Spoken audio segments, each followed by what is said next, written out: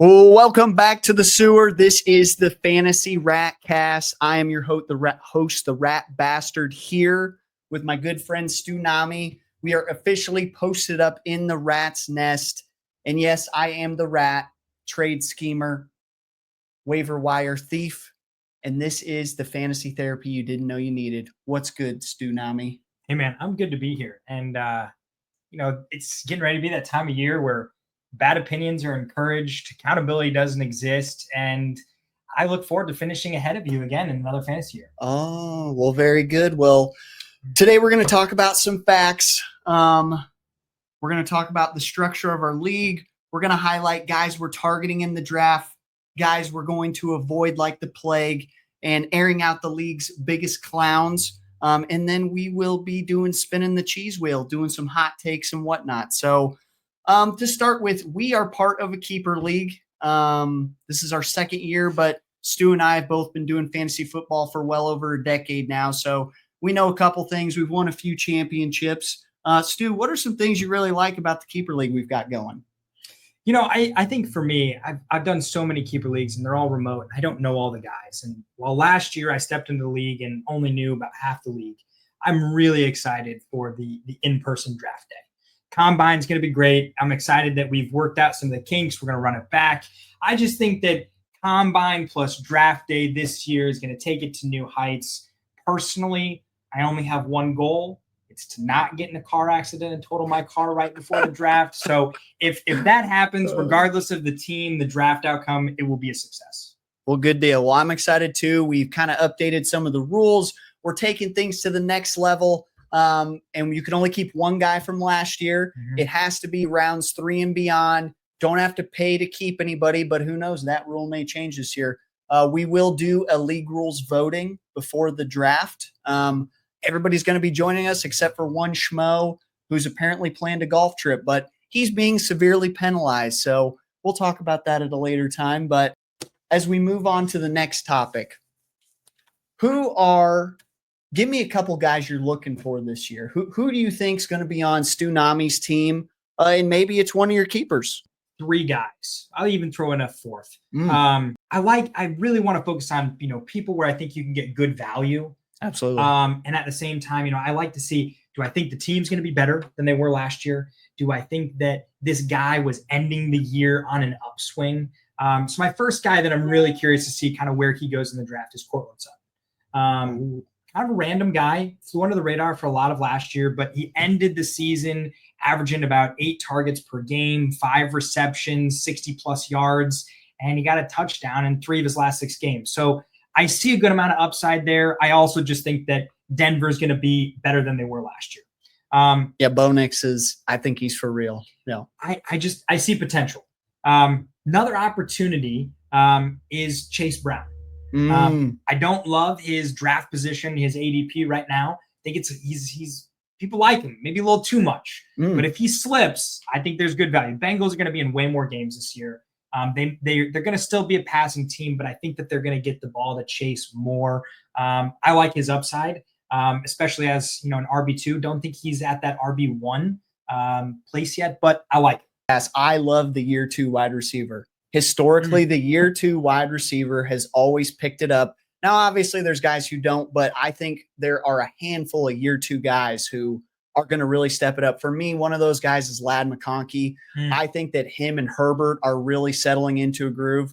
Herbert threw for the most passes last year of any quarterback. Yeah, we'll see if he's kept this year. I don't know. I'm worried. I'm hoping Ladd slips, but Ben's got a lot of choices to make. Big Nuts Inc., you guys will learn about him, but he's got a lot of young guys. He drafted really well last year. He has some hard decisions to make, but that's great. Who are a couple guys you're avoiding? I'm staying away from some tight end veterans. I want no part of Travis Kelce. I want no part of Mark Andrews. Those are 2 guys. There may be value there, but it was up and down. It was ugly. This year could be better, but I'm not optimistic about it. I'm staying away from veteran tight ends, with the exception of maybe George Kittle. Okay. Yeah, I mean, for me this year, the tight end is like there's 3 guys that could go early, and then the rest, it's like you should be waiting. there are way better picks you could be making to make your team better.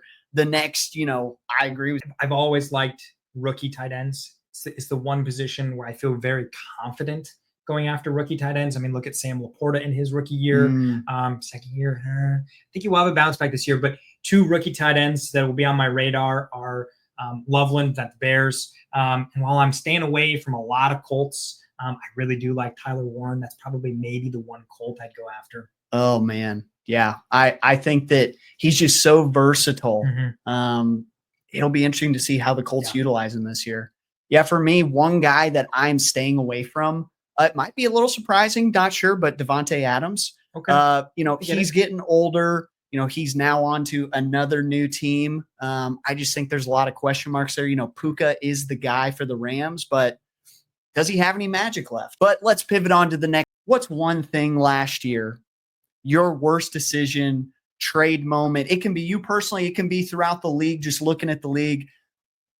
What do you think? It's relevant. I'm sure there's going to be a lot of heat coming my way. There was two very interesting trades on my part. I know a lot of people would probably say the Saquon trade was a bad move.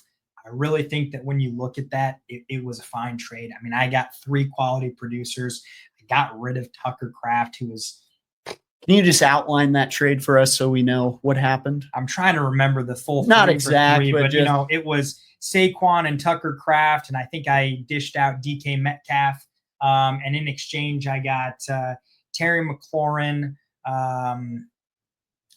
Did you get Swift? Yeah, DeAndre Swift and one other guy who was a producer. And you know what? Terry McLaurin, he was fantastic. He outperformed. Oh, and I got George Kittle.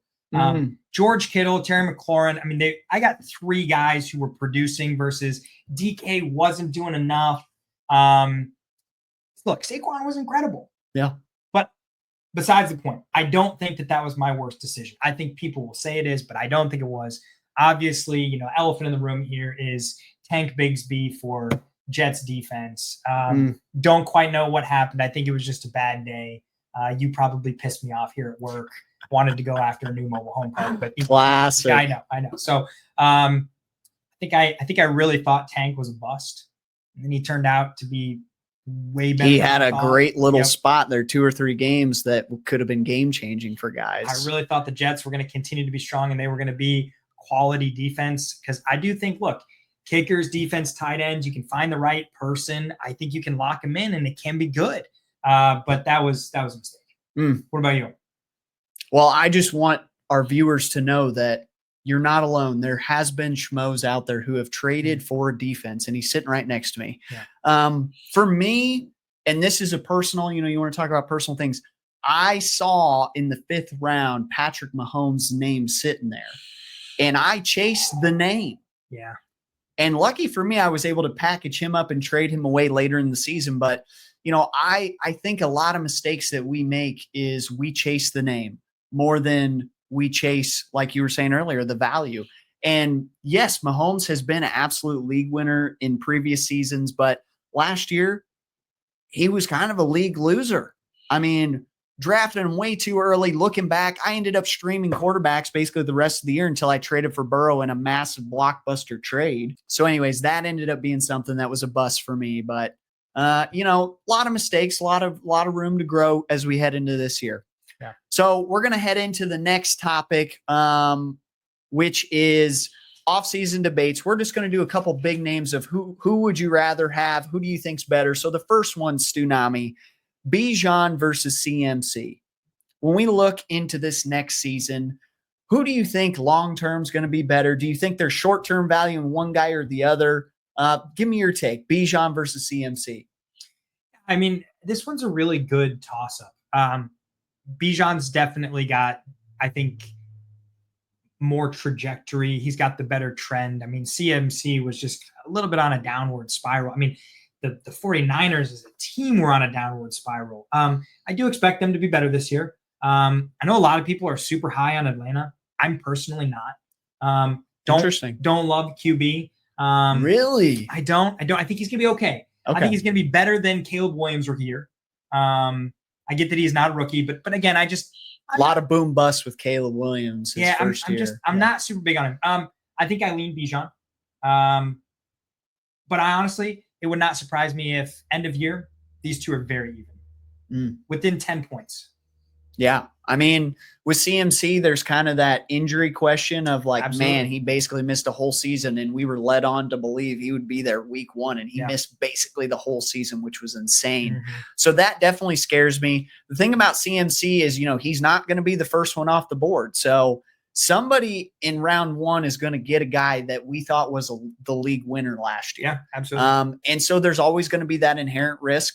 Bijan's younger. I mean, I kind of disagree with you on the Atlanta take. I think Penix is, he got a good playing time last year, enough that you could say he's a year 2 quarterback.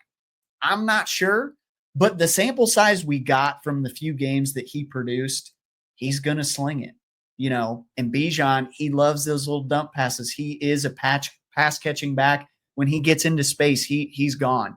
So I think at the end of the year, you'll see Bijan will be ahead of CMC. My biggest concern with CMC is just who does Brock Purdy throw the ball to other than him and Kittle this year? I think Ayuk's gone. He might be dished out to the Steelers. Talk about a player to avoid. I know, but it's like, who's next up in that? No, there's some truth to that. But again, I just think that you're going to see look, I think the 49ers last year, they got humbled big time. And I think they're going to come out this year and they're going to be out to prove something. I don't think that they're going to prove everything that they want to, but I think they're going to be a much better team than they were last year. Okay, fair enough. All right, we're going to do one more and then we're going to head in towards our final segment. Brock Bowers versus Trey McBride. So these are two of probably the top 3 guys that everybody thinks at the end of the year is going to be the best. But between those two, who would you rather have? I mean, this is really interesting. Let's just talk about the teams for a second. The Raiders and the Cardinals.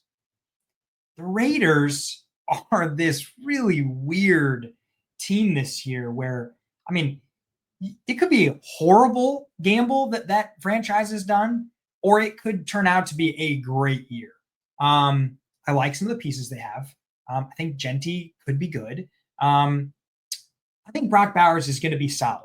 I don't know if he's going to outperform what he did this last year. So if people are thinking, hey, I think he's going to be even better, I don't think that's the case. I think he's going to be on par, maybe a little bit less. They just didn't have anybody last year. Yeah. He was the only person. Versus Trey McBride, again, I think he's got a little bit more upside than last year. So I lean Trey. I have to agree with you. I just think, and really my reasoning might be a little different, but with the Cardinals, obviously we know what we have in Kyler Murray. We know what he can do. He had some good weeks. He had some bad weeks, but I think Marvin Harrison Jr. will be better this year. Yeah. And if he is better, I just think that offense is going to be more productive. If we can get more red zone, Trey McBride is the man. He's clutch. He pulls in the big stuff and he's not afraid to be a freight train. So I like that.